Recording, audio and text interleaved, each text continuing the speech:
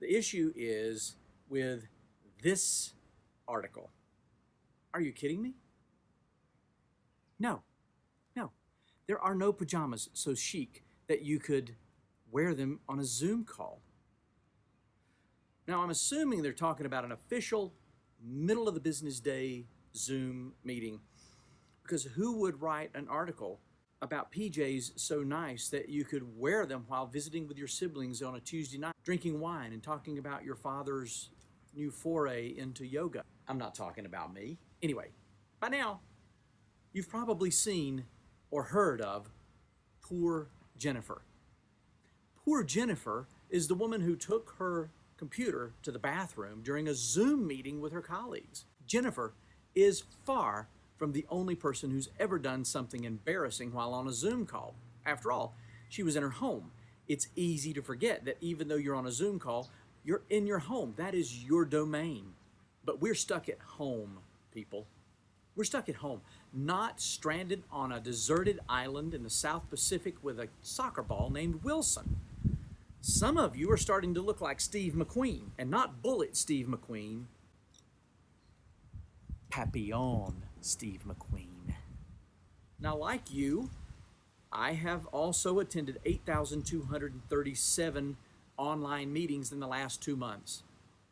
I've also hosted a good number of those and delivered a good number of webinars and online presentations. So I think I've earned a license here to call some of you out on your shenanigans. In this video, I want to help you look better and sound better on your Zoom calls. First, some basics. And I really shouldn't even have to say this, but some of you need to hear this in a firm but loving tone. Take a shower. We can tell when you look like you just woke up behind a dumpster. Guys, shave, comb your hair, put on something decent. Anything to make it look like the SWAT team didn't raid your home at 3 a.m. and drag you down to the police station. I've actually seen perps on live PD who were better prepared to be on camera than some of the people I've encountered in online meetings. Can't go to the barber? Can't go to the stylist? You could buy a Flowbee. Don't know what a Flowbee is? Check it out. These were all the rage in the late 80s. It is a haircutting system attached to a vacuum cleaner. And they're still made right here in the good old US of A down in Kerrville, Texas. If you're playing bar trivia with your friends, t-shirts and sweats are fine. You can wear whatever you want to. But if you're having a Zoom meeting with colleagues or even sales prospects, people who want to give you money, ditch the tees and the sweats. It's not a good look. It might work for Willie Nelson, but here's some news. You're not Willie Nelson. Let's talk about why you might want to turn off the Netflix and get to work cleaning that house. You don't have to create a television studio in your home to have a decent appearance on a Zoom or WebEx or any other type of online meeting.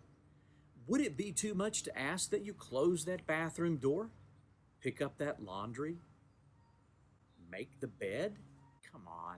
I watched a webinar the other day hosted by a tech CEO who I'd always thought very highly of, but when I saw his home and the way he kept it, because he invited us all in, I couldn't take him seriously. Here's a guy who creates products that help you organize your life, and he can't make his bed.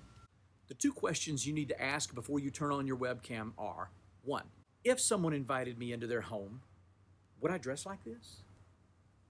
2, if I invited a bunch of people into my home, would I dress like this?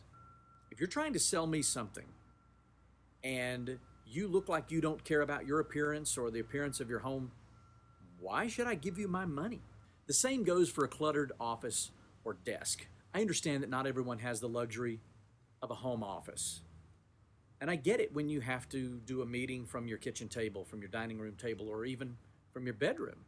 But if you do have an office, tidy up before going on camera. You're not the nutty professor. And a cluttered desk, a cluttered office, is not a sign of a brilliant mind. It's a sign that you're auditioning for an episode of Hoarders. Do you need expensive equipment to look good on camera?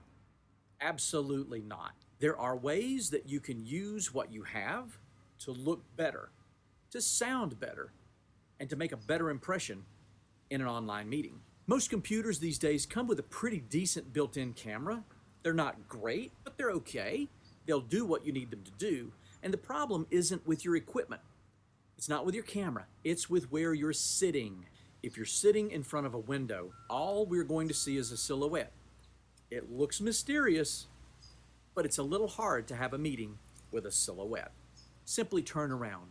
Let the natural light from the window illuminate you. Unless what's behind you is some of the crap I mentioned earlier. Don't have a window, can't move your furniture, can't avoid the backlight? Try putting a small desk lamp or even a small table lamp right beside your monitor out of the view of the camera. That will do a nice job of illuminating your face, taking out the shadows, making you look better on camera. There's no need for LED light kits or soft boxes or anything fancy. If you've got a decent light that's turned on you that takes away the shadows, the thing to remember is that most webcams have very small sensors. They work really hard to pick up any available light. Some do a better job than others, and it's hard to look good in low light. I will say that if you are getting paid to present online, you should invest in some decent lighting. A good ring light that mounts on or behind your camera is not expensive, and you'd be amazed at how professional it makes you look. Try not looking down. It makes you look like Boris Karloff as Frankenstein's monster. Use some books, a couple of reams of paper, whatever you need to do to jack your computer up so that your camera is right about eye level. It will make you look better, it will take away the shadows, and it will make you seem more authoritative. As long as your camera is up at a decent level, you might want to think about the background. Zoom will give you some pretty decent looking background images, and you can upload some of your own. I use Canva to create backgrounds for my Zoom meetings, but if you don't have a green screen or a blue screen, it may not be worth the trouble because it's going to make you look fuzzy and it's going to be a distraction. Same thing goes for a poorly lit room. You actually need good, strong lighting for a Zoom background feature to work. Wait, come to think of it, if you have a messy bedroom behind you, go ahead and use that Zoom background. It will look like crap, but it will still look marginally better than the messy bedroom. As a last resort, if you absolutely can't sit still, can't stop eating, chasing the kids, petting the cat, just turn off your camera. There's no shame in folks seeing a photograph, a still of you, or even just your name. Turning off your camera can enhance everybody's experience. It makes you sound better, and your computer doesn't have to work as hard to show the video. People will cut you some slack if your video isn't great, because most people's video isn't great. They're used to staring at people's ceilings up behind them, looking at the corner of the room, seeing the silhouette in front of the window. They're used to seeing people in pajamas, but they will give you no quarter if your sound isn't good. If they can't hear you in the meeting, they'll leave. Dirty little secret is you don't really need a great microphone to sound good in an online meeting. The built-in microphone on your computer will actually pick up a lot of sound. In fact, sometimes they're so good that the biggest problem is not being able to pick up sound, but it's being able to pick up too much sound. If you've ever been in a Zoom meeting or a WebEx or anything else online where you've heard somebody talking and it sounds like they're in a tunnel, that's called reverberation or reverb. Take your phone in the shower.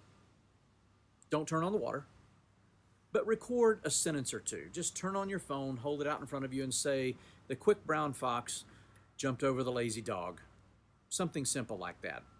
When you play it back, you'll hear that you sound like you're in a tunnel because there are a lot of hard surfaces for that sound to bounce off of. And in an online meeting, it's distracting and it sounds terrible. It takes away from your message. You need a way for all that reverb to go away and for none of it to make it into your microphone. Now, take your phone into a closet. Hold your phone out in front of you and speak into the clothing. No reverb. No reverb because all of that material in your closet is absorbing the sound. It's not letting it bounce back into the microphone of your phone. And that's really what we're looking for here when we want to take away the reverb in an online meeting, to make you and the sound less distracting. To eliminate the reverb, just eliminate the hard surfaces. Instead of doing an online meeting in your kitchen, try your carpeted den or a walk-in closet. I once delivered a webinar from a hotel room, and I placed my computer on the bed, and it actually sounded really good. You don't need great equipment to get decent, passable sound. You can actually just take a quilt or a blanket and hang it behind your computer monitor. That will absorb the sound, and it will make your voice sound 100 times better in an online meeting. When you're ready to step up, you can get a good quality webcam like this one for a reasonable price, assuming you can find one in stock. It's got a great HD camera and a built-in microphone. If you just need a microphone, a decent mic that plugs into a USB port on your computer can be had for around 50 to 100 bucks if you need substantially better sound quality. The bottom line is this: the people you're online with today, you'll be face to face with soon enough, and they're going to remember the impression you made, both good and bad, during those online meetings. Trust me when I say you want to put your best foot forward in an online meeting, even if it's with colleagues who you know. You want to stand out. For goodness sake, don't wear pajamas, no matter how chic, on a Zoom call. Do the things that I've mentioned here, and people will take notice. I promise.